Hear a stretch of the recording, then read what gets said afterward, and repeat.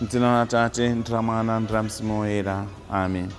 Mulungu Atate amphamvu zonse, lero la Mulungu pa 6 August 2023, lomwenso ndi la Mulungu la pa 18 pa chaka, tifuna tikuthokozeni chifukwa cha zaulere zimene mwationetsera.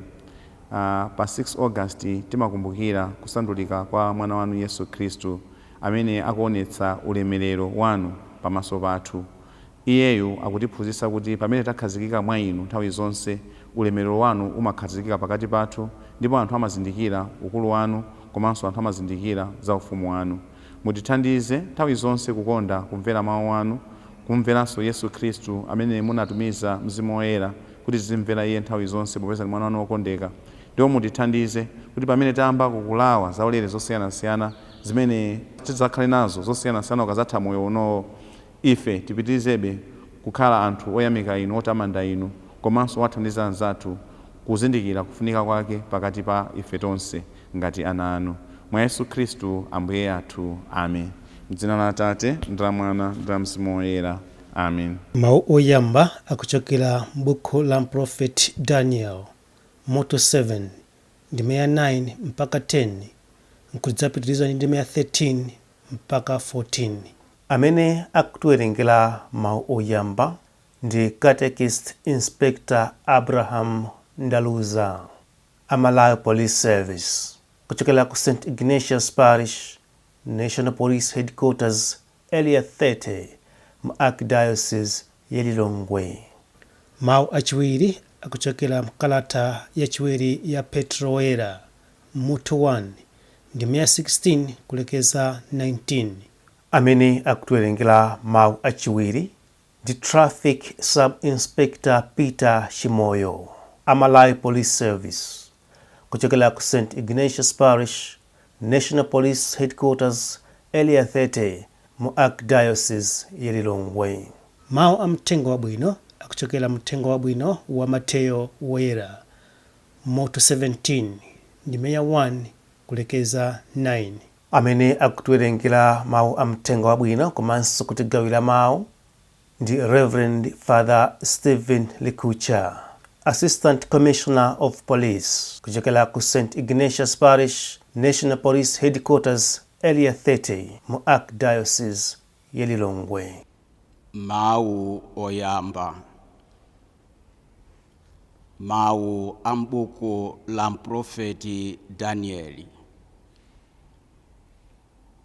mutu 7 kuyambira ndime ya 9 kulekeza 10, komanso ndime 13 kulekeza 14. Ine ndikuyang'ana ndidaona mipando ya ufumu ikuyikidwa pamalowo, ndipo mkulu amene analipo chikhalire adakhala pa mpando umodzi. Zovala zake zinali zambee ngati chipale, ndipo tsitsi lake linali loyera ngati ubweya wa nkhosa. Mpando wake unali wonga wa malawi amoto, mikombero yake ngati moto oyaka. Mtsinje wa moto udatuluka nkumayenda patsogolo pake. Panali chinamtindi cha anthu ontumikira. Panalinso chinamtindi china chochuluka kupambana chinacho. Chimenechi chidayima pamaso pake. Tsono bwalo lidayamba kuweruza, ndipo mabuku adatsekulidwa. pamene ndinkaonabe zinthu masomphenya usiku, ndidaona wina ngati mwana wa munthu akutsika ndi mitambo yakumwamba, atayandikira mkulu amene analipo chikhalire uja. Ena adamperekeza kwa mkuluyo. Pamenepo adampatsa ulamuliro, ulemerero ndi ufumu kuti anthu a mitundu yonse, a mafuko onse ndi azilankhulo zosiyanasiyana azimtumikira. Ulamuliro wake ndi wamuyaya, sudzatha. Ufumu wake ndi wosagawikana, ndipo sudzawonongedwa. Mawu a Ambuye. Tithokoze Mulungu. Mawu achiwiri. Mawu amenewa ifeyo tidawamva kuchokera kumwamba. Mawu a mkalata yachiwiri ya Petro woyera.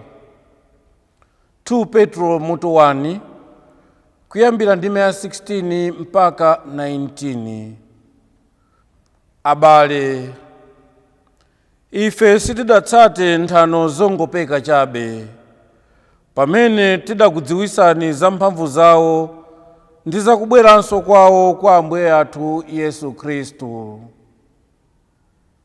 Koma tidachita kuona ndi maso athu ukulu wake. Iye adalandira ulemu ndi ulemerero kwa Mulungu Atate, ndipo adamufikira mawu ochokera kwa Atate ulemerero akuti, uyu ndi mwana wanga wokondeka, amene ndimakondwera naye. Ndipo mawu amenewa ifeyo tidawamva kuchokera kumwamba, chifukwa tidali pamodzi pa phiri loyera lija. Motero tikudziwa ndithu tsopano kuti mawu aja aneneriwa ngoona. N'kwabwino tsono kuti mwayang'anitsitse ngati nyale yowala m'malo a mdima, kufikira nthawi imene kudzayambe kucha, pamene nyenyezi ya mmawa idzayambe kuwala m'mitima mwanu. Mawu a Ambuye. Ambuye akhale nanu. Uthenga wabwino monga adalembera Mateyo oyera. Mutu 17 kuyambira ndime yoyamba kulekeza ya 9. Patapita masiku asanu ndi limodzi, Yesu adatenga Petro, Yakobo ndi Yohane m'bale wa Yakoboyo nakwera nawo ku phiri lalitali kwa okha. Tsono maonekedwe a Yesu adasinthika iwo akuona. Nkhope yake idawala ngati dzuwa, ndipo zovala zake zidachita kuti mbee kuyera. Nthawi yomweyo ophunzira aja adaona Mose ndi Eliya akulankhula naye. Petro adawuza Yesu kuti, Ambuye, ndi bwino kuti ife tili nawo pano. Ngati mukufuna, ndimanga misasa itatu pano, wina wanu, wina wa Mose, wina wa Eliya. Akulankhula choncho, kudaza mtambo wowala nuwaphimba. Mu mtambomo mudamveka mawu akuti, uyu ndiye mwana wanga amene ndimamukonda, ndipo ndimakondwera naye kwambiri, muzimumvera. Ophunzira aja atamva zimenezi adachita mantha kwambiri nazigwetsa chafufumimba. Koma Yesu anabwera nawakhuza nkunena kuti, dzukani, musachite mantha. Iwo aja poweramuka adangoona kuti palibe munthu winanso koma Yesu yekha. Pamene ankasika phiri lija, Yesu adawalamula kuti, zimene mwaona m'masomphenyazi musakauze wina aliyense mpaka Mwana wa Munthu atauka kwa akufa. Mthenga wa Ambuye.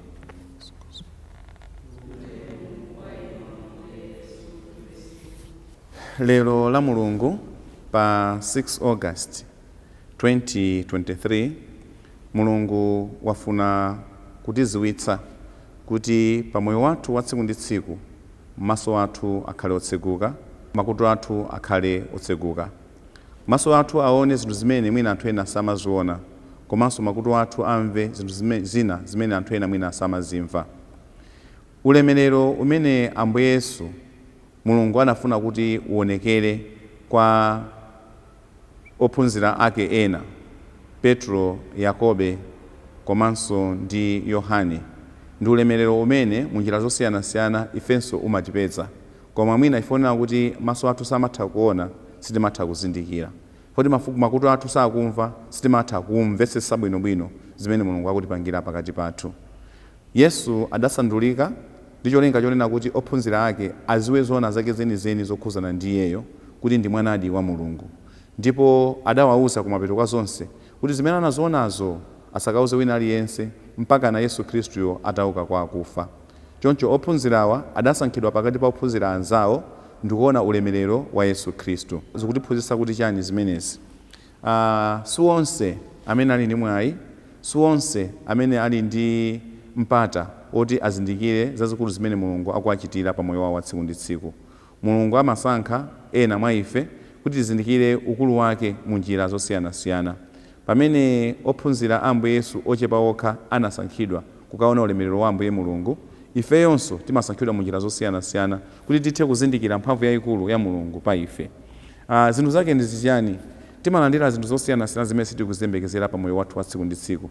Zinthu zimene timaona kuti mwina ndizosatheka, zimapeza kuti zikutheka pakati pathu.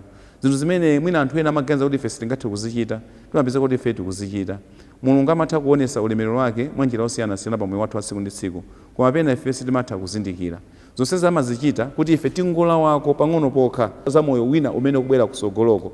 Kuti tikalawa pang'ono pokha za moyo wina umene ukubwera kusogoloko, ifeyo nthawi ina iliyonse pa moyo wathu wa tsiku ndi tsiku tizikumbukira kuti kunjaku kuli Mulungu. Mukumbukira bwino lomwe kuti mbuyomo makamaka enafe amene tinkakonda kuonera mafilimu tili ana, tisanayambe kuonera filimu pamakhala ma trailers amene amaonesa kuti mu filimu imeneyi, mu movie imeneyi muchitika zakuti, muchitika zakuti, muchitika zakuti. Ndipo anthu ena amatha kuzindikira kuona kuti movie imeneyi ikhala ili yokoma kapena movie imeneyi sikhala ili yokoma.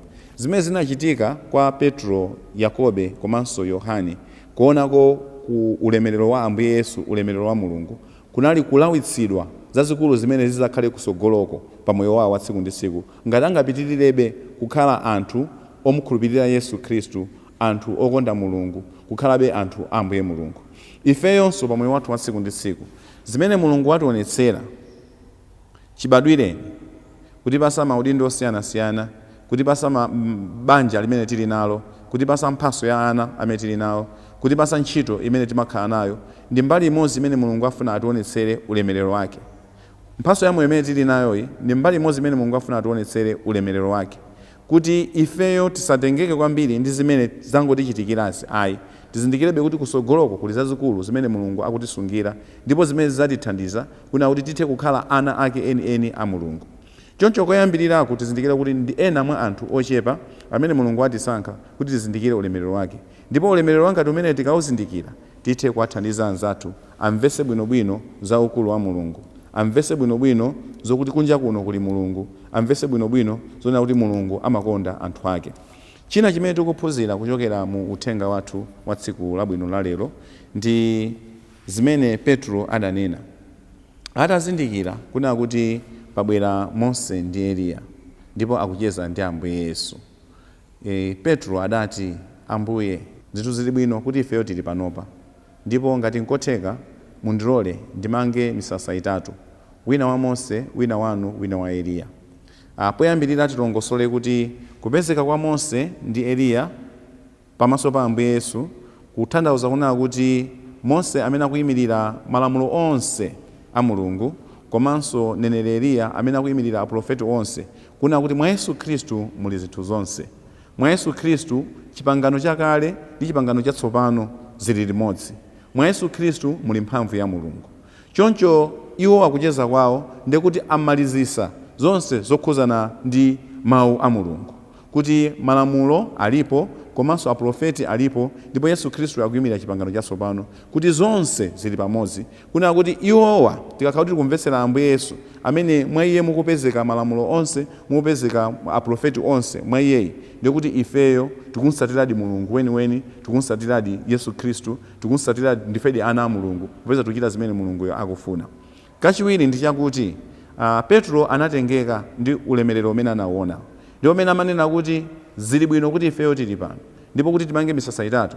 Amafuna kuti ulemerero umene anaonawo uzingopitirirabe, angokhazikira pomwepo. Anayiwalira kuti asiya anthu ena ophunzira ena uku, anayiwalira kuti kuliso anthu enanso amene akusatira Ambuye Yesu. Nthawi zina ifenso timachita chimodzimodzi. Mulungu akationetsera kaulemerero kena kake, akationetsera zabwino, akatipasa madalitso osiyanasiyana, timayamba kutengeka ndi zabwino zija ndikuyiwalira mwina anzathu ena osiyanasiyana. Tikumbukire kuti zabwino zimene Mulungu watipasa akufuna kuti zisathere mwa ife tokha ayi. Ifenso tizisangalatsidwa kuna kuti zabwino zimene taziona anthu enanso azione mu njira zosiyanasiyana. Poyambirira Mulungu akatipasa maulemerero aja, ifeyo asatipangise kuna kuti timuyiwalire Mulungu. China chilichonse chimene ifeyo Mulungu watipasa ndi cholinga choti chitithandizire koposa kuti timukondebe Mulungu pa moyo wathu wa tsiku ndi tsiku. Kachiwiri, zimene Mulungu watipasazo zisathere mwa ife tokha ayi, tithandizenso anzathu kuti athe kuona komanso kulandira maulemerero osiyanasiyana. Tikhale mboni ya zimenezi. Chifukwa mawu athu achiwiri Petro akunena kuti zimene tinakuwuzani si nthano ayi, si nkhambakamwa chabe ayi, ndizo zimene ifeyo tinaziona ndipo ndife mboni ya zimenezi. Chifukwa tinaona Mose ndi Eliya akucheza ndi Ambuye Yesu, kuti ndi zinthu zimene zinachitikadi zoonadi zenizeni, kuti Ambuye Yesu anasandulika. Ndicho cholinga chona kuti iwo akaona ulemerero wa Ambuye Mulungu moyo wawo usinthike. Ndikukhulupirira kuti nafenso pamene talandira zaulere zosiyanasiyana zimene sitimaziyembekezera, pamene Mulungu watilawisako zaulere zake, moyo wathu umakhala ukuzama kwambiri pa moyo wathu wa tsiku ndi tsiku ngati Akhristu komanso ngati anthu amene tili ana a Mulungu. Kuti zabwino zimene Mulungu watipasazi zitithandizire pa moyo wathu wa tsiku ndi tsiku kuzama kwambiri pa Chikhristu chathu, zitithandizire pa moyo wathu wa tsiku ndi tsiku kuzama kwambiri mwa Mulungu, chifukwa ndi zinthu zimene Mulungu waziyika pakati pathu ndi cholinga chonena kuti ifeyo tipite pasogolo ndi moyo wathu wauzimu, tipite pasogolo ndi moyo wathu ngati ana a Mulungu. Tiyeni tipemphere tsiku la lero Mulungu atithandize kuzindikira zazikulu zimene Mulungu akutichitira pakati pathu. Maso athu akhale akupenya, makutu athu akhale akumva. Mulungu akutipangira zazikulu pa moyo wathu wa tsiku ndi tsiku, ndipo tazindikira zazikulu zimene Mulungu akutipangirazo, ifenso tionetsetse kunena kuti anzathu ena tikuwathandizanso kuti azindikire ukulu wa Mulungu komanso ulemerero wa Mulungu powachitira zabwino zosiyanasiyana. Tisatengeke ndi zimene Mulungu atipasa, tisatengeke ndi zimene Mulungu akutilawisa pang'ono ndi pang'ono ndikumuyiwaliratu Mulungu, koma izi zitithandizire kuti tikhazike mwa Ambuye Mulungu, ndipo chikondi chathu mwa Ambuye Mulungu chikhale chikukulirakulira, ndipo moyo wathu wauzimu mwa Mulungu komanso ngati ana a Mulungu ukhale ukukulirakulira. Tipemphe Ambuye Mulungu atithandize kuti iyeyo amene anatumidwa pakati pathu Yesu Khristu tizimumvera nthawi zonse, tizikonda kupemphera, tizikonda kusatira malamulo a Mulungu, tizikonda kusatira zimene ansembe athu kamene atsogoleri ampingo amatiuza, kuti nafenso tipitirize kulandira zaulere zosiyanasiyana ndi kumalawako pang'ono ulemerero umene Mulungu akutisungira pa moyo wathu. Tipemphere.